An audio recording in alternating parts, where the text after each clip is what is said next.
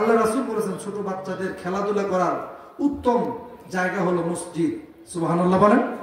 আল্লাহ রাসূল নামাজের সেজদায় গেছে, হাসান হুসাইন যে আল্লাহ রাসূলের ঘাড়ের উপরে উঠে না তো মারহাবা কম সেজদা দিছে, হাসান হুসাইন যে ঘাড়ের উপরে পিঠের উপরে যা বসে রয়েছে, যতক্ষণ ওরা ইচ্ছা করে না সরছে ততক্ষণ আল্লাহ রাসূল হাত দিয়া বা ধাক্কা দিয়া জোর খাটাইয়া সেজদা থেকে মাথা উঠায় নেয়।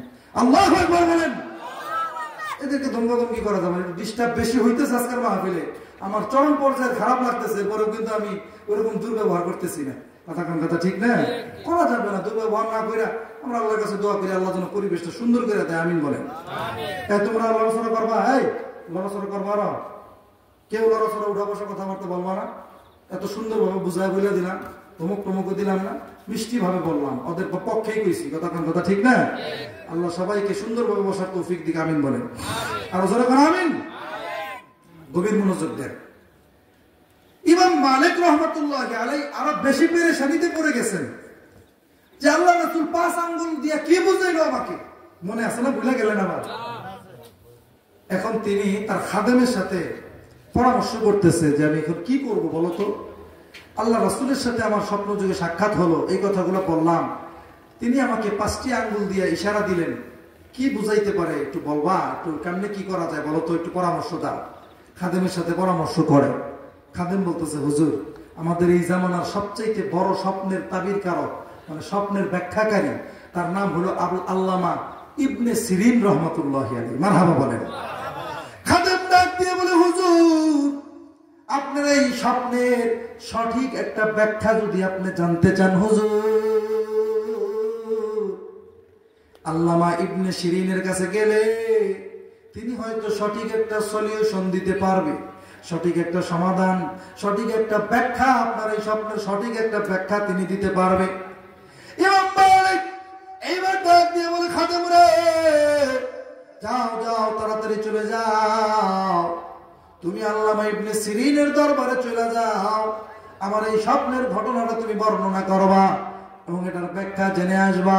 কিন্তু খাদেম খবরদার, তার কাছে তুমি আমার পরিচয়টা গোপন রাখবা, তুমি বলবা না যে এই স্বপ্নটা আমি দেখছি, আমার এই ব্যাখ্যাটা জানা দরকার, তুমি শুধু ব্যাখ্যা জানবা, আমার পরিচয়টা গোপন রাখবা। মারহাবা বলে।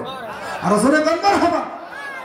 আল্লাহওয়ালা বুজুর্গ ছিলেন, এত বড় ইমাম ছিলেন, এত বড় আশিক রাসূল ছিলেন, তিনি যে আল্লাহ রাসূলকে স্বপ্নে দেখছেন, তার যে এই চিন্তা চেতনা, এই ভাবনা, এটা তিনি সমাজে প্রকাশ করে বেড়াইতে চান না, এজন্য তার পরিচয়টা গোপন রাখতে বলছে। কথা বলেন, কথা ঠিক কিনা? আরো জোরে বলেন, কথা ঠিক কিনা? খাদেম চলে গেছে ইবনে সিরিনের দরবারে। সুন্দর করে লম্বা ঘটনা শর্ট করে দিলাম। ইবনে সিরিনের সামনে যে যুবকটা হাজির হয়ে গেছে, ডাক দিয়া বলে হুজুর, বহুদূর সফর করে আমি আপনার কাছে এসেছি একটা স্বপ্নের ব্যাখ্যা জানার জন্য। কারণ বর্তমান জামানায় সবচাইতে ভালো স্বপ্নের ব্যাখ্যাকারী, শ্রেষ্ঠ স্বপ্নের ব্যাখ্যাকারী আপনি। হুজুর গো, আপনি অনুমতি দিলে সেই স্বপ্নের ঘটনাটা আপনার কাছে বলতে চাই। আল্লামা ইবনে সিরিন রহমাতুল্লাহি আলাইহি চমৎকার ভাবে তাকে অনুমতি দিয়ে দিলেন। বলো যুবক, কি এমন স্বপ্নের ব্যাখ্যা তুমি জানতে চাও? এইবার খাদেম ডাক দিয়ে বলে হুজুর, আল্লাহর এক বান্দা, তার দিলের ভিতরে চাহাত হলো তার মৃত্যুটা যেন মদিনায় হয়, আবার এটাও খুব মন চায় যে সে যেন বারবার উমরা হজ করতে পারে। হুজুর, এক পর্যায়ে লোকটা আল্লাহর হাবিবকে স্বপ্ন যুগে দেখে ফেলেছে। আরেকবার বলেন সুবহানাল্লাহ। আল্লাহর হাবিব স্বপ্ন যুগে এসে আল্লাহর ওই বান্দাকে এই কথা শোনার পর 5টি আঙ্গুল মুবারক দিয়া আল্লাহর রাসূল ইশারা করেছেন। আল্লাহর রাসূল ইশারা করে চলে গেছেন, আর কিছু বলে নাই। হুজুর, আপনার কাছে জানতে চাই এই স্বপ্নের ব্যাখ্যাটা কি হইতে পারে? মারহাবা বলেন। এইবার আল্লামা ইবনে সিরিন ডাক দিয়ে বলে, যুবক, এই স্বপ্নের অবশ্যই একটা চমৎকার ব্যাখ্যা আছে, আমি এই স্বপ্নের চমৎকার ব্যাখ্যাটাও তোমাকে বলে দিব রে যুবক, কিন্তু একটা শর্ত আছে। বলে হুজুর, কি শর্ত? আল্লামা ইবনে সিরিন মুস্কি হাসে আর বলে, যুবক রে, এই স্বপ্নের ব্যাখ্যাটা আমি তোমার কাছে বলার আগে আমি জানতে চাই এই স্বপ্নটা যিনি দেখেছে তার পরিচয় কি? আল্লাহু আকবার বলেন। আমার বন্ধুগণ, যুবকটা এবার ডাক দিয়ে বলে, হুজুর পরিচয় বললে তো কোনো সমস্যা ছিল না, কিন্তু হুজুর যিনি আমাকে আপনার কাছে পাঠিয়েছেন তিনি তো তার পরিচয়টা আমাকে গোপন রাখতে বলেছেন, নিষেধ করে দিয়েছেন, তাহলে কিভাবে বলি?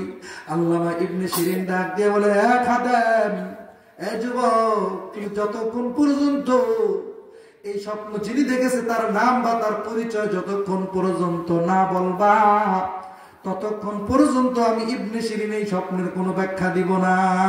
মারহাবা বলেন।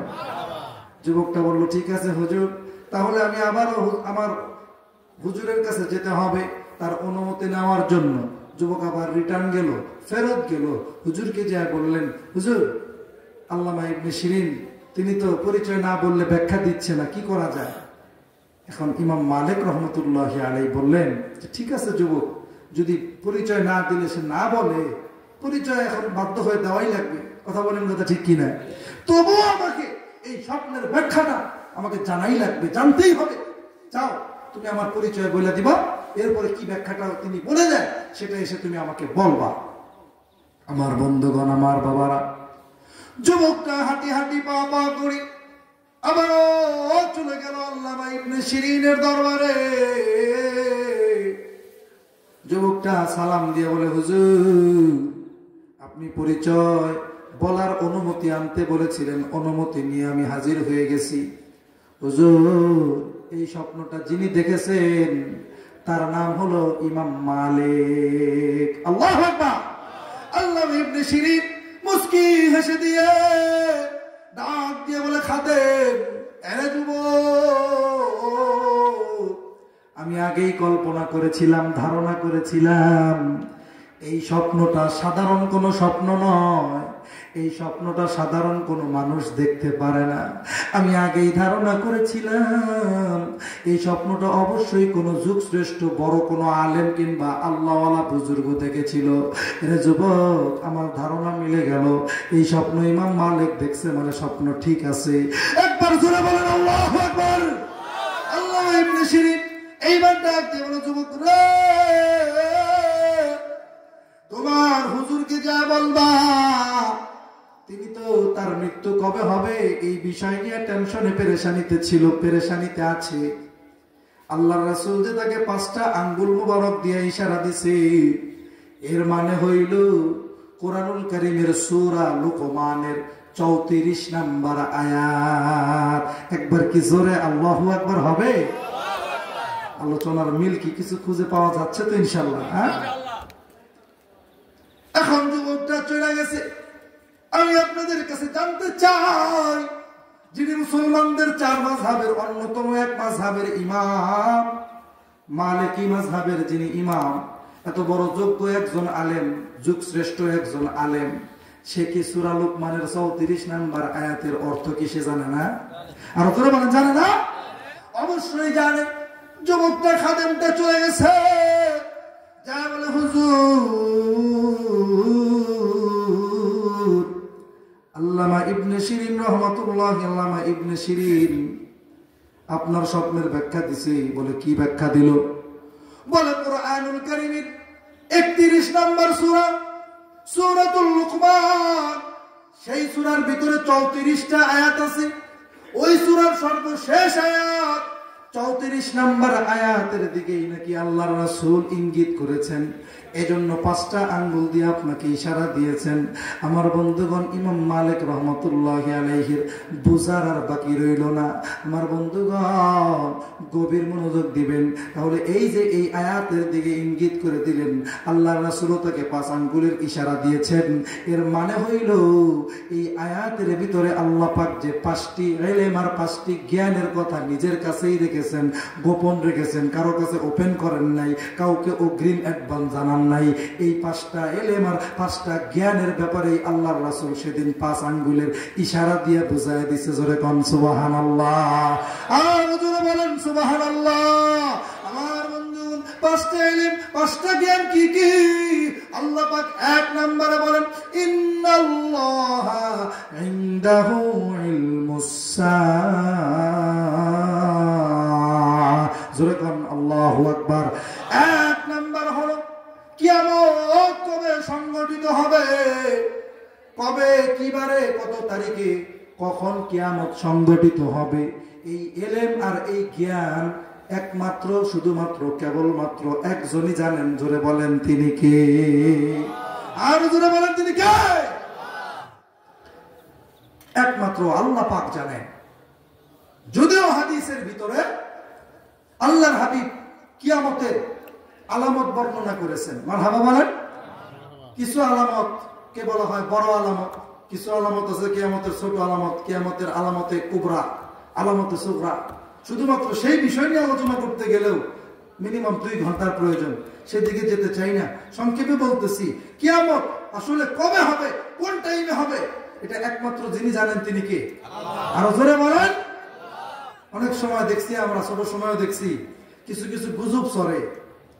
ছোট মুরব্বীরা ভালো জানবেন যে এরকম গুজব ছড়তো যে আগামী শুক্রবারে কিয়ামত হবে রে।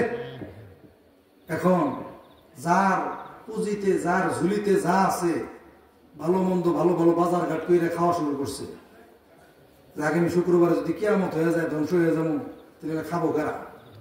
কি মুরব্বীরা এরকম শুনছেন না রে বহু, যে অমুক শুক্রবারে কিয়ামত হয়ে যাবে। যে যাই বলুক না কেন, আসলে কিয়ামত কবে হবে এই জ্ঞান, এই নলেজ, এই ইলম একজনের কাছে। জোরে আরেকবার বলেন তিনি কে? ইন্নাল্লাহা ইনদাহু ইলমুস সাআ ওয়া ইউনাজ্জিলুল গায়স ওয়া ইয়ালামু মা ফিল আরহাম ওয়া মা তাদরি নাফসুম মাযা তাকসিবু গাদা ওয়া মা তাদরি নাফসুম বিআইয়ি আরদিন তামুত। একবার বলেন আল্লাহু আকবার। ওয়া ইউনাজ্জিলুল গায়স, কবে, কখন, কোথায়, কতটুকুন পরিমাণ বৃষ্টি নাজিল হবে একমাত্র একজন জানেন, তিনি কে? বলবেন হুজুর, আবহাওয়া অধিদপ্তর থেকে তো অনেক সময় অনেক ধারণা আমাদেরকে জানায় যে আগামী 3 দিন বাংলাদেশের অমুক অমুক জেলায়, অমুক অমুক থানায় হালকা দমক থেকে দমক হাওয়া বয়ে যেতে পারে। কি বলেন?